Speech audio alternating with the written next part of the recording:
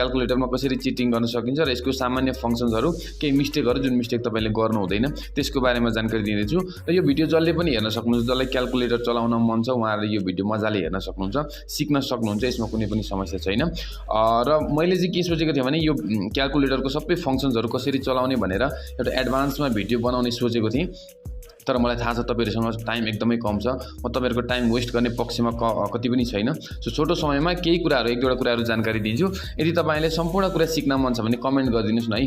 advance calculator functions use गर्न चाहनुहुन्छ सबै फंक्शनहरु चलाउन चाहनुहुन्छ भने कृपया कमेन्ट गर्नुस् म तपाईलाई आज चाहिने कुराको जानकारी दिन्छु क्लास 10 मा पढ्ने स्टुडेन्टहरुको लागि स्पेशली सो यहाँनेरि तपाईले के गर्नुपर्ने हुन्छ त भन्दाखेरि तपाईको क्याल्कुलेसन रङ नहोस् मिस्टेक नहोस् र क्याल्कुलेटरमा भएको प्रब्लम गर्दा तपाईको हिसाब नबिग्रियोस् भन्ने एक्जाम हलमा नबिग्रियोस् भन्ने मेरो चाहना हो तपाईले फर्स्ट अफ अल यही क्याल्कुलेटर छ भने है स्पेशली अरु क्याल्कुलेटरहरु पनि हुन्छ हुन त तर धेरै जसो यो क्याल्कुलेटर चलाएको पाए मैले स्टुडेन्टहरुले त्यही भएर मैले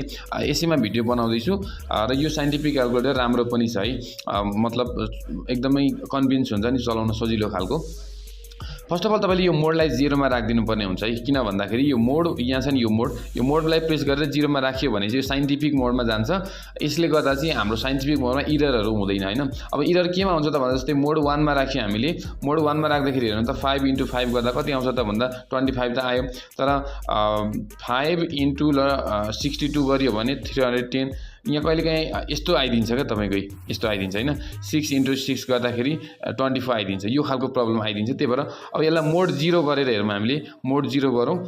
फेरि पनि मोड 0 प्रेस गरौँ अब हेरौँ त 6 * 6 कुनै पनि प्रब्लम छैन छ त छैन सो यसरी तपाईले मोड 0 मा तपाईको जेमा भए पनि मोड 0 थिचिदिनु भयो भने के पनि बिग्रिदैन हैन अब यहाँ नि तपाईले अलि मजाले हेर्नु भने यहाँ फिक्स भनेर तपाईले लेखेको देख्दै हुनुहुन्छ यो स्क्रिनमा हैन यो फिक्स छ यसलाई कसरी हटाउने र यो कसले कतिमा फिक्स गरे हुन्छ आफुलाई आवश्यकता अनुसार हैन यसलाई हटाउनका लागि चाहिँ यहाँनेरि यो शिफ्ट थिचेर फिक्स थिचिदिनुस् हैन शिफ्ट थिचेर फिक्स थिच्यो भने यो हट्छ यो फिक्स कति बेला चाहिन्छ अनि यो फिक्स कति बेला हटाउने भन्दाखेरि जस्तो तपाईले क्याल्कुलेसन गर्दा गर्दै धेरै नम्बरहरु आएर त्यसलाई स्किप गर्नुपर्ने भयो भने त्यति बेला फिक्स चाहिन्छ फर सपोज तपाईलाई 1060 को भ्यालु चाहियो अरे ल